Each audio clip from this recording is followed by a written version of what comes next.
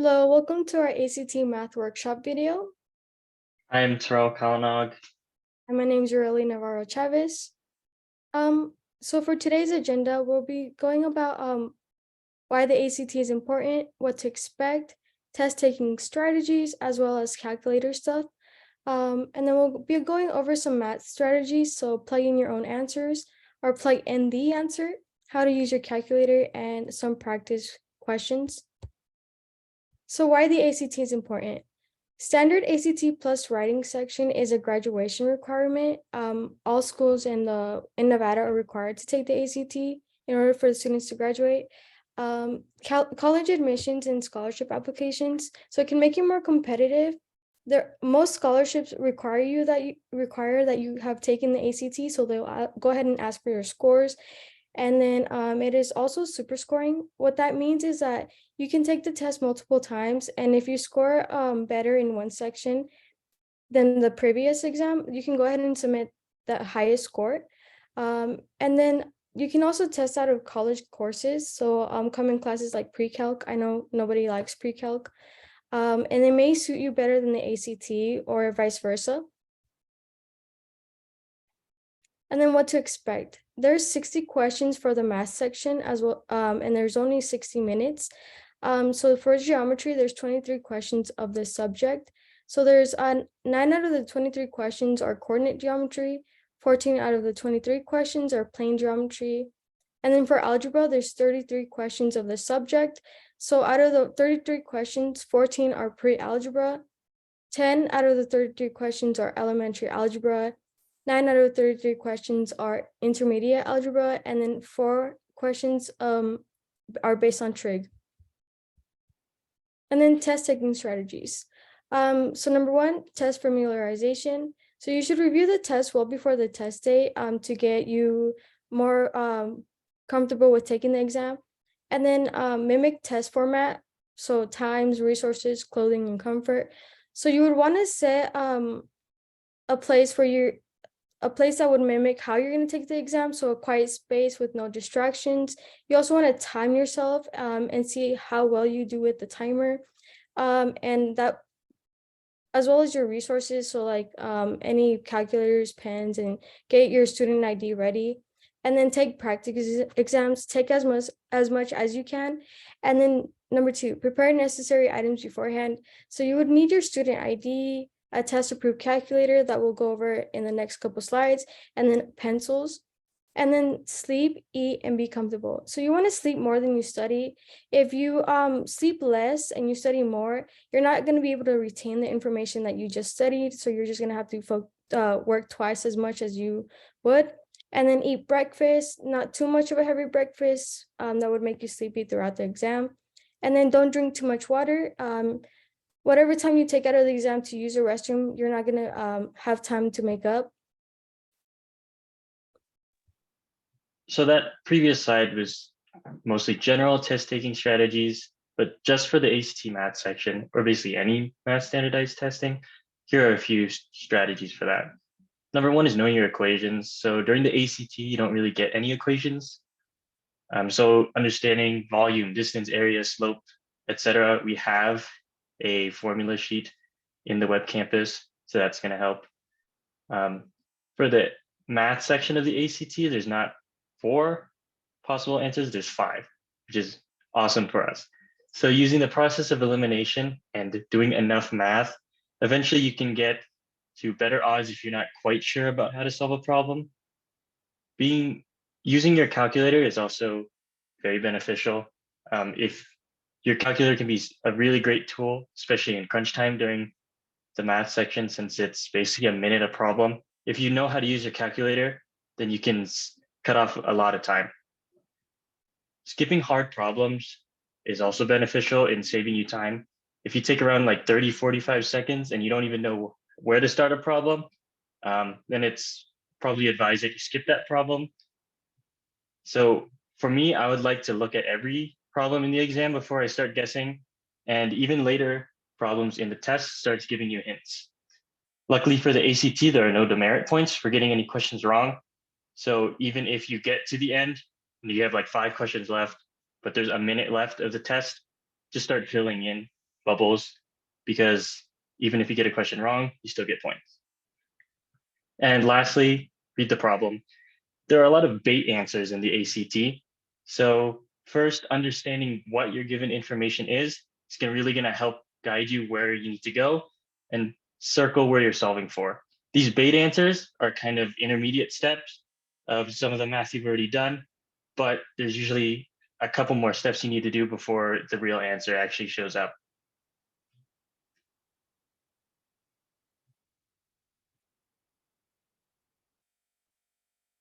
So regarding your calculator, there are only certain types of calculators which are allowed. Some of the stuffs that calculators can't have are pre-installed programs. So your calculator should be wiped before the exam. Your proctor will be doing that through every calculator. Your calculator obviously can't have access to the internet because they wouldn't want you looking up any of that stuff. And interestingly, you can't have QWERTY format keys. So calculators that I would recommend, you can bring a scientific calculator. However, graphing calculators are going to be your best friend.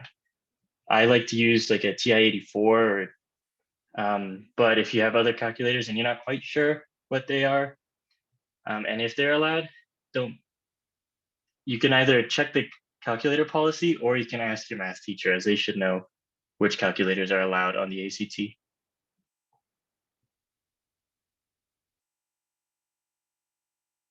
So for the first math strategy, we're going to be using plugging in your own numbers. When you plug in your own numbers, there's a few general tips that we should use. Firstly, do not use 0 or 1. That can trivialize most problems. Number 2, don't use the same number for different variables. Say if you had an x and y, you don't want both of them being 2. You also want to use easy to calculate numbers. Remember, the ACT math section is a time crunch, so using numbers like 2, 5, and 10 are very easy to use, multiply with. And also, if you're ever dealing with percentages, using hundreds are great.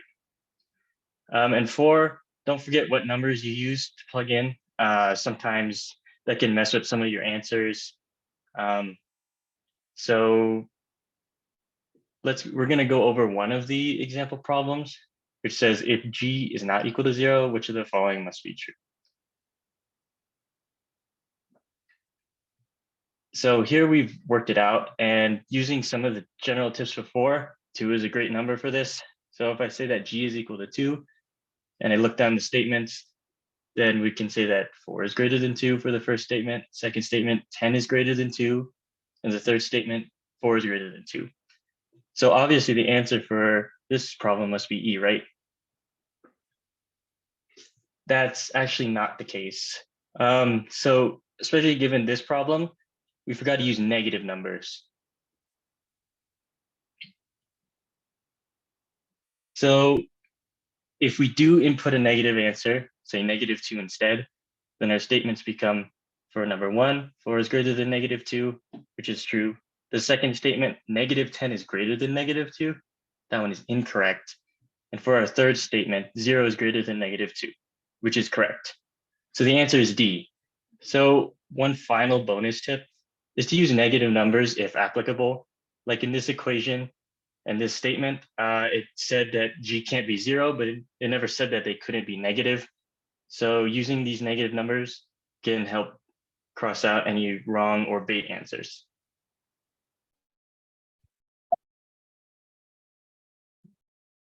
So another math strategy that we have is plug in the answer. So step number 1, label the answer choices that you know, so that you know what they stand for. And step number 2, start with the middle value, B or C. If you have 5 answer choices, you can go ahead and choose D as well. And then number 3, look for something in the problem that is proven true. Step number 4, if you find one answer that works, move on. Don't check the rest of the answers. So if your answer is too low, go to the next highest choice. But if your answer is too high, go to the next lowest choice. So we have a problem on the right. So 295 students went on a trip to Washington, D.C. If there were 45 more girls and boys on the trip, how many boys went?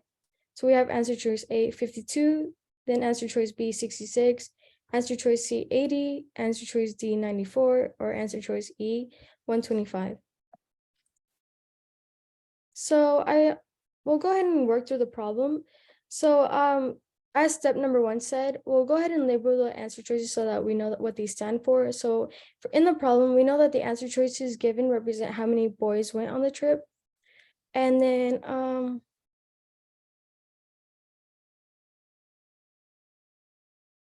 step number 2, we'll start with answer choice C, which is 80. And then step number 3, there are 45. We know that there are 45 more girls than boys. So we'll go ahead and have G represent girls and B represent boys.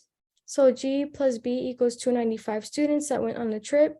So we know that there are 45 more girls than boys. So G equals 45 plus B. We'll go ahead and replace that for our original equation. So we then we get 45 plus B equals 295. And if we combine like terms, we get 45 plus 2B equals 295. So if we go to step number 4, we'll plug in our answer choice C, 80. So 45 plus 2 times 80, we get that equals to 205, which does not equal 295. So C is too low of an answer choice. We'll go ahead and try answer choice E, 125, which is the highest answer choice. So if we do 45 plus 2 times 125, we get that equals to 295, and 295 does equal to 295. So our answer is going to be E. So my favorite math strategy, at least in the ACT math section, is using your calculator whenever you can. So for this problem, sadly, I don't have like a calculator I can plug this into, but all of these slides will be uploaded online. And at the bottom, that pink text, there is a guide on how you can graph both of these lines and then find their point of intersection, which we will find out to be is D.